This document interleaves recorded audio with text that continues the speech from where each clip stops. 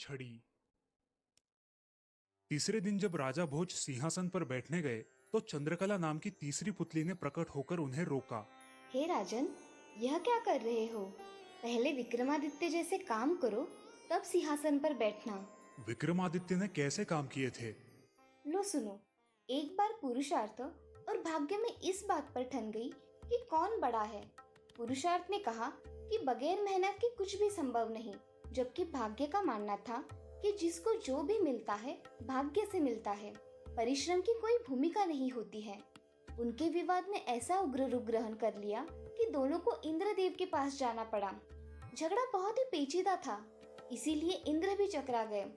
पुरुषार्थ को वे नहीं मानते जिन्हें भाग्य से ही सब कुछ प्राप्त हो चुका था। दूसरी तरफ अगर भाग्य को बड़ा बताते तो पुरुषार्थ उनका उदाहरण प्रस्तुत करता जिन्होंने मेहनत से ही सब कुछ अर्जित किया था। इंद्र असमंजस में पड़ गए और किसी निष्कर्ष पर नहीं पहुंचे।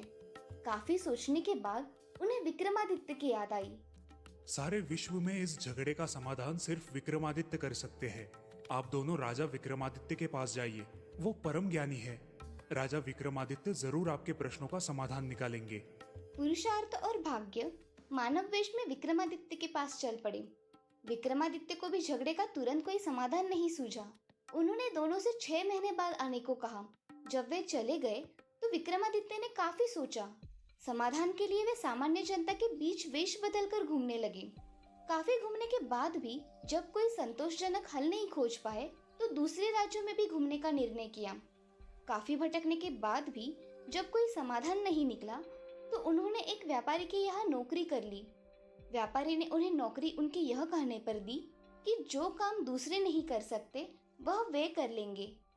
कुछ दिनों बाद वह व्यापारी जहाज पर अपना माल लादकर दूसरे देशों में व्यापार करने के लिए समुद्री रास्ते से चल पड़ा। अन्य नौकरों के अलावा उसके साथ विक्रमादित्य भी थे। जहाज कुछ ही दूर गया होगा कि भयानक तूफान आ गया। जहाज पर सवार लोगों में भय और हताश की लहर दौड़ गई। किसी तरह जहाज को एक टापू के पास लाया गया और वहां लंगर डाल दिया गया। जब तूफान समाप्त हुआ तो लंगर उठाया जाने लगा, मगर लंगर किसी से उठाए न उठा।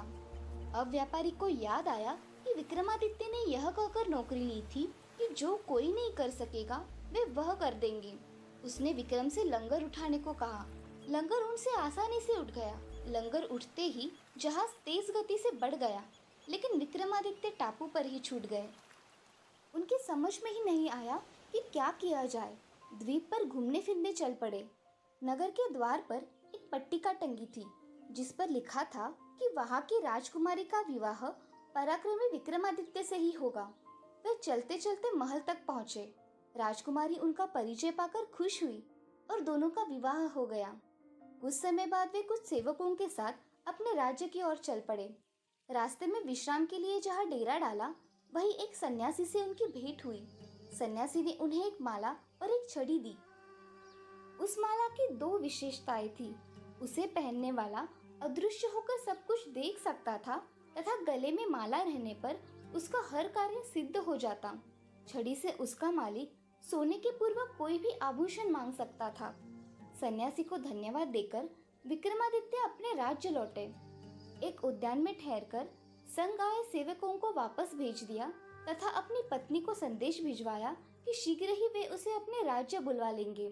उद्यान में ही उनकी भेंट एक ब्राह्मण और एक भाट से हुई। वे दोनों काफी समय से उस उद्यान की देखभाल कर रहे थे। उन्हें आशा थी कि उनके राजा कभी उनकी सुध लेंगे तथा उनकी विपन्नता को दूर करेंगे। विक्रमादित्य पसीज गए। उन्होंने सन्यासी वाली माला भाट को तथा छड़ी ब्राह्मण को दे दी। ऐसी अमूल्य चीजें पाकर दोनों धन्य हुए और विक्रम का गुणगान करते हुए चले गए।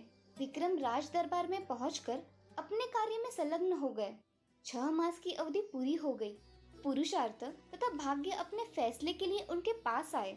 विक्रमादित्य ने फैसला दिया कि भाग्य और पुरुषार्थ एक दूसरे के पूरक है। उन्हें छड़ी और माला का उदाहरण याद आया। जो छड़ी और माला उन्हें भाग्य से सन्यासी से प्राप्त हुई थी, उन्हें ब्राह्मण और भाट ने पुरुषार्थ से प्राप्त किया।